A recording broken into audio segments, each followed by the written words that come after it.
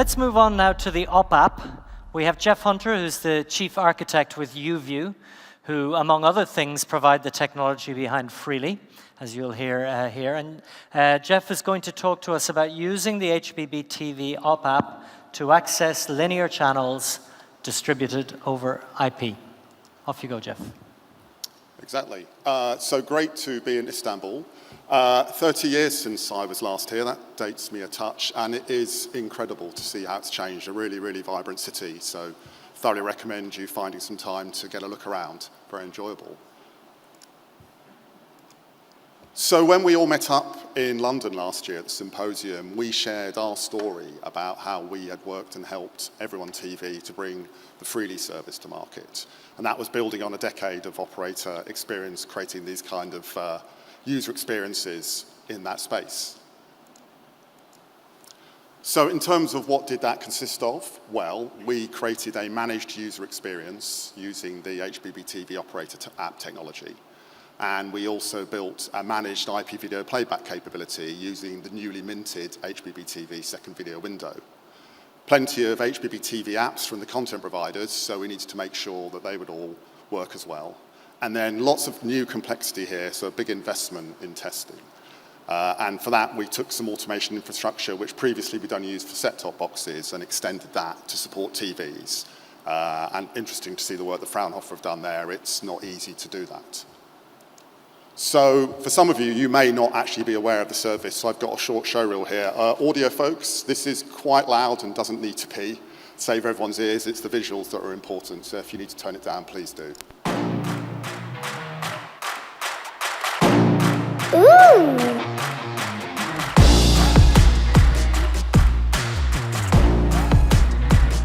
Serious.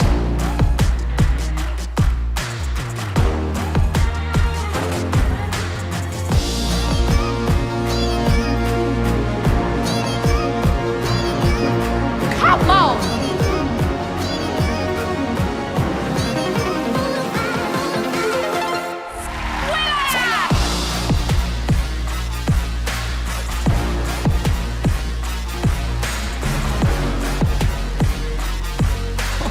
God.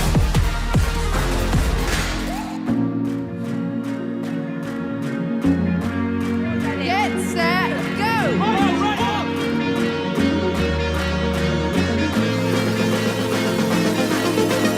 What the hell?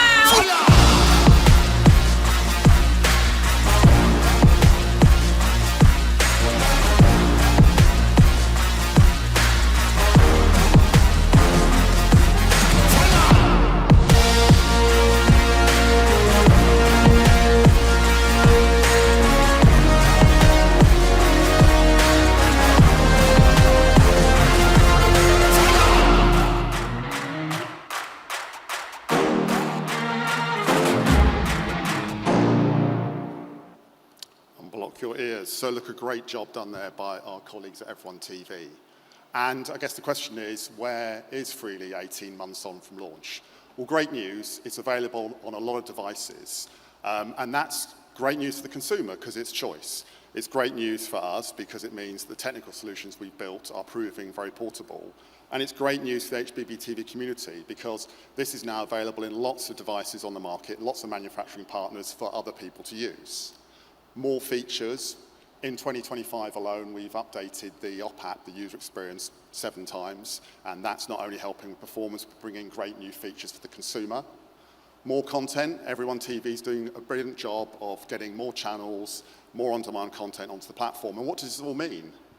It's a great experience, happy users. So really, this is an HbbTV success story right there. And thanks to everyone in the room who's contributed, from John and team and others on the specifications to the manufacturers and the content providers. And maybe later, we might share something together to celebrate all of this. But this image is not just an image of celebration, it's actually a visual metaphor for one of the big questions we have in the industry today. And that is, how important are linear channels in the all-IP future? Now, everyone's got an opinion on this, and some people have got more than one. For some people, it's done, right? It's just a question of when. But actually, for others, it's more nuanced. Yes, streaming has fundamentally changed television as we know it, but there's still a place for linear channels, and I think we've heard some of that this morning. So as they say in Istanbul, I think it's Bargadin Bos Tarafindan Mi Dolu Tarafindan Mi Bakasarin. I probably butchered that, but is the glass half full or is the glass half empty?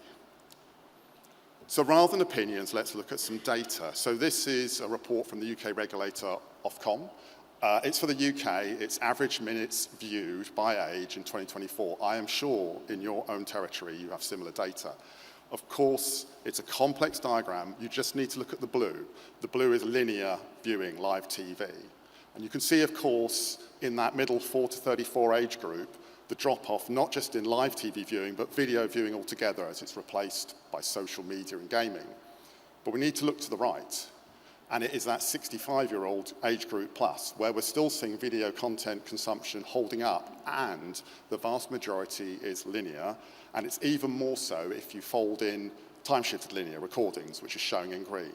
So if we're going to take that part of the audience with us on this transition to all IP, we're going to need to do something about linear channels, at least for part of the journey. Long-term, who knows, but certainly as we embark on the transition.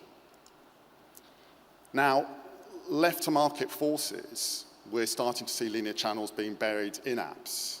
That's great for some people, but it's a real usability challenge for others. And crucially, for the very people who most value linear channels. And it's not just the older age group, so shout out to the DTG, a very good report, I recommend you reading it, about usability. They clearly highlight that many of the challenges that the older audience have are also experienced by those with accessibility needs. So we need to bring those people along. So that's where we still see that there's value in an aggregated channel guide giving access to the channels and control over their playback. And that gives us the best chance of bringing those people along. So, how can HbbTV help? Not quite as complicated as Ralph's diagram, but complicated enough. So on an HbbTV device for digital broadcast, let's start there. Typically, it will create and manage a channel list. And it does this normally by getting the DVB-SI out of the broadcast. And it can also implement a broadcast channel playback solution. And that's thanks to some very stable standards from DVB around terrestrial and satellite. HbbTV, very helpfully, provides some APIs that allows you to create an operator app that can query that channel list and control channel playback. So as Ralph explained, if you want to, you can have an operator managed solution to providing access on top. If we then now add in the IP, it's a fairly similar picture. We can extend that channel list with the IP-delivered channels. You could use DVB-I. You could do something more private if you want. And then you can deliver that broadband IP channels similarly into an IP channel player. Now, this takes some explaining, but bear with. So one of the things you need to think about is what is the rate of change that you're expecting to see? In your market, are you on the bottom curve, which means you've pretty much bottomed out all the challenges, you're ready to launch, and you think that the future pretty much looks like things are today? Or maybe you're in that middle curve, you've got enough, you know how you're going to launch, but you know that there's going to be a lot of change to come. And I think this is where we are in the UK. Lots of things beyond simply delivery distribution protocols in terms of business models and access control and ad service and all sorts of operational things. Or are you on the top curve? And this is probably more reflective of the history of streaming video on the internet. This is where your Netflix and your YouTubes are operating. There's no let-up in innovation. Which brings me back to this diagram, and it's the pressure that gets put on that IP channels box. And I think that Matthew touched on this earlier, which is the ability to manage and maintain that in a changing environment. More good news. I mentioned earlier about the HbbTV second video window, so this is where this HbbTV tool can help. This allows the TV to delegate the playback of those IP channels to a managed component in the second video window. And that allows you to help try and navigate this world of change. So again, as a data point, in 2025, we've updated that component 7 times, bringing critical new features that the channel providers have wanted. So, as we stand looking out over the journey towards the all-IP future, some bits are starting to emerge. Some people are already living in an all-IP future. They don't have a dish, an aerial, or a traditional cable. Others are not, and there's still some fog that we need to work through.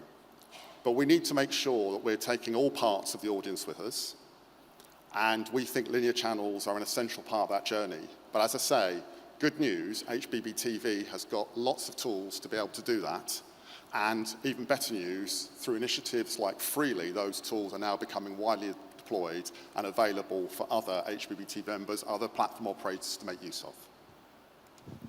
Thank you very much. Thank you, Jeff. Jeff, tell me. Yes. Why is YouView television, YouView, presenting this to us here in Istanbul at HbbTV? I know you run the technical infrastructure for the Freely OpApp. Are you selling?